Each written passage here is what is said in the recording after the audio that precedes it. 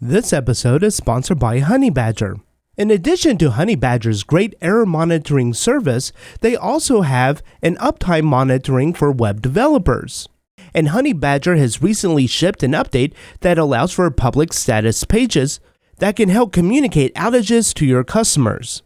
In addition to your uptime monitoring, Honeybadger now monitors your SSL certificates. And Honeybadger now has actions which will allow you to do bulk updates to all your errors, or you can set defaults for incoming errors.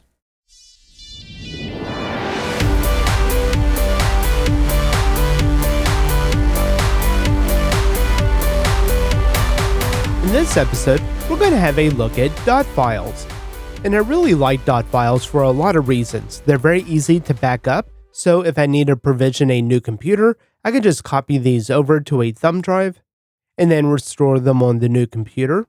And I also like them because I can just set things the way I like and then not have to worry about it anymore.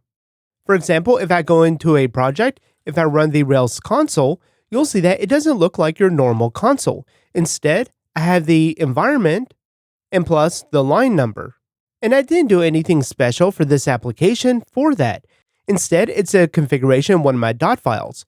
Much like if I set the Rails environment is equal to production, and then I run the Rails console, then you'll see that it marks it as red and it says production. So that way, if I have multiple terminals open, and if I forget which one I'm at, then I always have that little reminder on which environment I'm working in.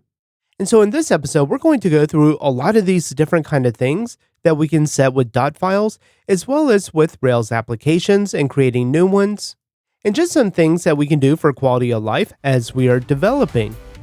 To watch this full episode and more videos, visit driftinruby.com and subscribe to the Pro membership.